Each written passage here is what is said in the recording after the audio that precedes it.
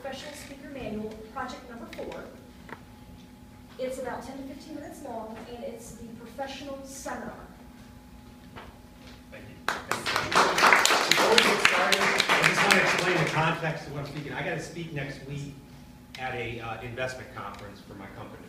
So I'm raising money for my company, possibly with former CEOs that are looking to invest in my company. So I got about 10 to 15 minutes to tell them, and I have to do it in a very specific manner. I'm passing around, I've got to tell them who I am, what I want, and what my company is. And that's all I get. So I'm going to start off with that, and we'll start the speech. So, who I am. I'll put this down. I'm a United States Naval Academy graduate. I graduated from the Naval Academy with a BS in physics. When I was at the Naval Academy, I got selected for the nuclear power program, so I went and got my master's degree in nuclear engineering. And many of you probably heard the nuclear power program was started by Admiral Rickover, and then I was selected to go to submarine school. Went to submarine school, finished my time at submarine school, and went to the USS Houston. The USS Houston was homeported in San Diego, and it was a special ops boat, special operations. We mainly worked with organizations, probably a lot of them, CIA, NSA, a lot of that with the par chief. In fact, I'll probably give a speech about it sometime, some of the things I can talk about. Some really interesting missions. A lot of our missions, we didn't even know where we were going until we left the pier. We weren't allowed to know. And some of the parts of the mission, no one could know any one part of the mission. So, in fact, it was kind of cool because we did open up the safe when we got out, and it was signed by the president, actually, for the mission. So, did that for a lot of that operations for many years, for 5 years, actually. We were all over the Middle East, Pacific, saw the world. For those of you who've been in the military, it was a great experience for me. I was in some places I never want to go back, but there was also a lot of places that I saw that were pretty neat. And it was a good experience. I had no debt. You can't spend any money when you're out there. We were making money, we couldn't spend any of it, and when you get out, took a 6-month trip, went to Fiji, did stuff like that, had a lot of fun before I decided to start my real career. So I came back to the United States, ended up going to a career conference, and I went to this career conference, and it was kind of funny. I had no idea about software at all, except I met a guy who was a couple years ahead of me at the time. He said, "Hey, do you want to go into a fast tech business?" And I said, "Well, I don't know anything about it. I'm an engineer." And he said, "Don't worry about it. We'll teach you it." So I went to work for, at that time, a company called MRO Software. It's a rather small company. It's now purchased by IBM. And they said, "We can't pay you a lot, but we'll give you a bunch of stock options." I said, "Sounds good to me." So I went to work for MRO Software, and what MRO Software did was make a platform that allows what we learned in the Navy to utilities and other industries. So I could start the company. I think I started, it was about 50 people, and the company just exploded. We just started going pretty quickly. We went into all kinds of utilities and started putting in the software. It runs your turbines, pulls off plant operations, puts it into a database, and we started to do that. And we found out, well, you can do utilities, man, it'd be great at Ford Motor Company, or all these others would love it too.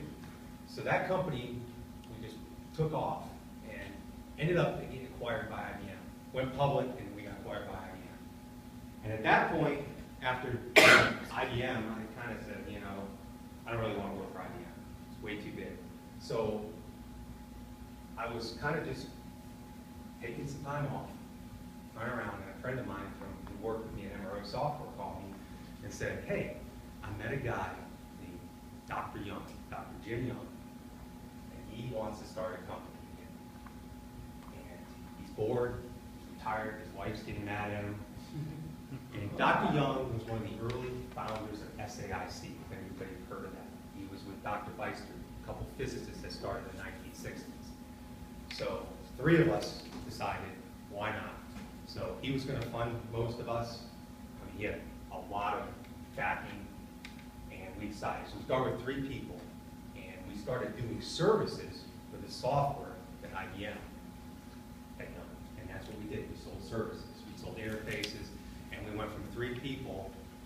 450 in about 5 years. At that time, Dr. Young passed away of cancer, and the company kind of went into turmoil and decided to sell. So we sold the company, and I went on to start another company with another partner called Pyramid, and that's what I did for the last maybe 3 or 4 years, similar to what I did with the other company. And sold that company, and now I've decided to open up another company called Reveltech. And I'm in the stages where I learned from Dr. Young that I really don't like to use my own money too much in the company. I like to use a lot of other people's money to get investors in it. So started this company, Reveltech, which I just started in January. And I really don't want to do the same thing I did before. I want to build a software platform more on e-learning. Many of you know my wife, Jolie. She's a professor at the University of Minnesota, getting her PhD.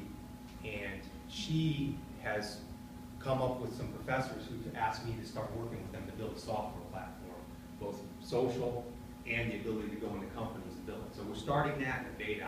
I'm not going to talk much about that today. It's still in beta stage. We're still building it. But that's exactly the direction we're going. So what are my goals? I'm going to create the #1 technology company in the world. Bottom line. I will create that.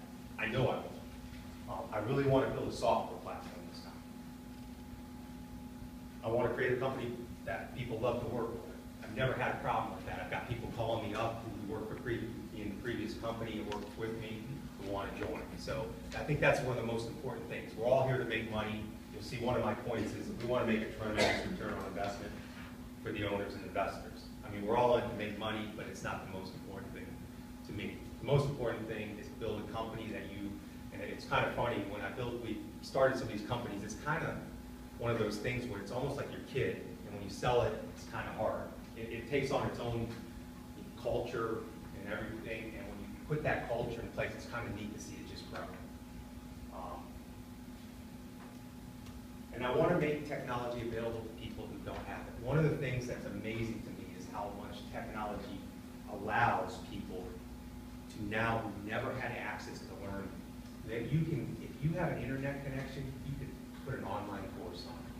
And as you go into some of these parts of the world that I've been in, you can see how much of a difference you can make in lives. So that's another thing I'm going to really strive to do with the company is to, whether it's some nonprofit portions of it, is to actually put it into some of these areas of the world, or even in the United States, that don't have access to it.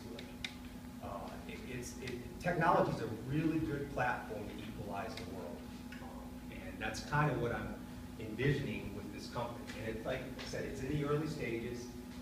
I'm trying to develop it, and what I'm asking for is for some of you to invest in it. Now,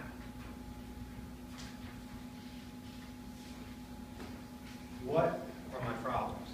Well, hiring key executives. I don't know how many of you have in a management position any place, but the hardest thing to do is find key people to put in place. And the way I say that is, when you're a small company, if you put one bad person in place, you can ruin your reputation.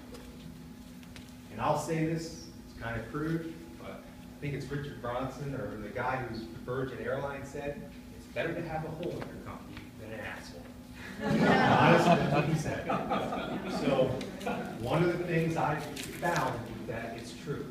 I have made learning through mistakes. You get a bad person in your company